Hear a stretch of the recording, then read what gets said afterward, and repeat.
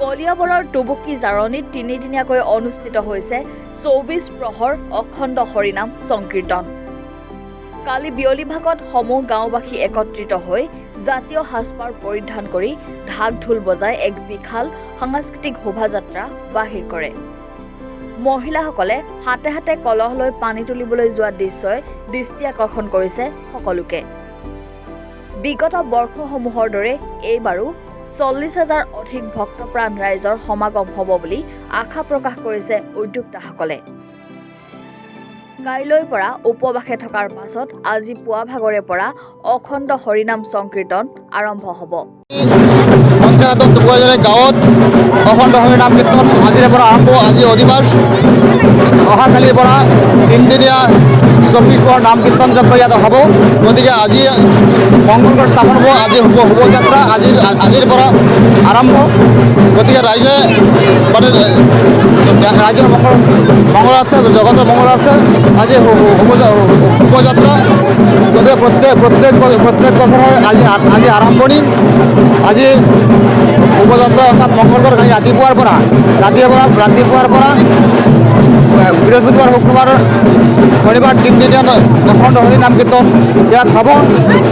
আৰু দেওবাৰ দিনা মহাপ্ৰসাদ অৰ্থাৎ মহোৎসৱ হ'ব। হাজাৰ হাজাৰ ভক্তমান ৰাইজে আহি পেলাই ইয়াত প্ৰসাদ গ্ৰহণ কৰিব। গতিকে এই তিনিদিনীয়া কাৰ্যসূচী তিনিদিনীয়া হৰিনাম অখণ্ড নাম কীৰ্তনত যাতে ৰাইজে আহি পেলাই আনন্দ লৈ হৰিনামত মতলীয়া হয় আৰু যাতে অনুষ্ঠানটো খুব সুন্দৰভাৱে পৰিচালিত হয়। ৰাইজৰ সহায় সহযোগিতা আমি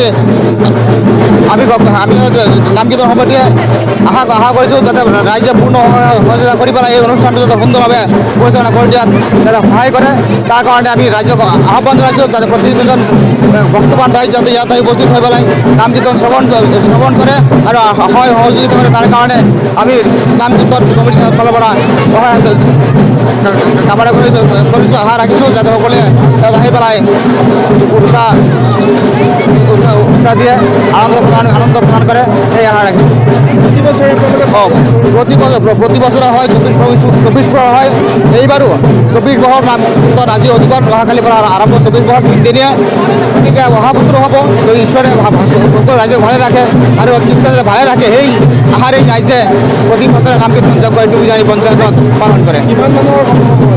ইয়াত প্ৰায় প্ৰতিদিন ৮-১০ হাজাৰ মানুহৰ সমাগম হয়। তিনি দিনত প্ৰায় ৪০-৫০ হাজাৰ মানুহ ইয়াত অহা যোৱা থাকে। কি বিচাৰে আপোনালোকে? আমি বিশ্ব শান্তি জগতৰ কল্যাণ, যাতে এই পৃথিৱীত যিমান ঈশ্বৰৰ সৃষ্টি আছে সকলোৰে সৃষ্টি যাতে ভালে থাকে, মানুহৰ পৰা আৰম্ভ কৰি জীৱ জন্তুৰ পৰা আৰম্ভ কৰি ঈশ্বৰৰ যি সৃষ্টি আছে গোটেই সৃষ্টি যাতে ভালে থাকে, শান্তিৰে থাকে, সমৃদ্ধিৰে থাকে, সেই ঈশ্বৰ আছে। তথাপিও আমাৰ বিধায়ক, স্থানীয় বিধায়ক আছে, মন্ত্ৰী আছে, কেশৱ মন্ত্ৰী ডাঙৰীয়া আছে, আমাৰ সাংসদ কামেকা ডাঙৰীয়া আছে, এইফালে জিতু গোস্বামী আছে, আমাৰ তীব্ৰঞ্জন শৰ্মা আছে, সকলোৱে ইয়াৰ সৈতে পদাৰ্পণ কৰিব।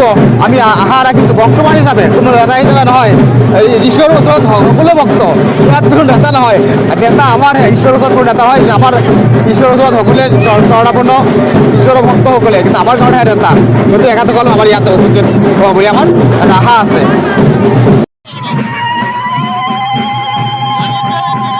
কলিয়াবৰৰ পৰা নেকিবুৰ ৰহমানৰ ৰিপৰ্ট, এনি ভাৰত 24।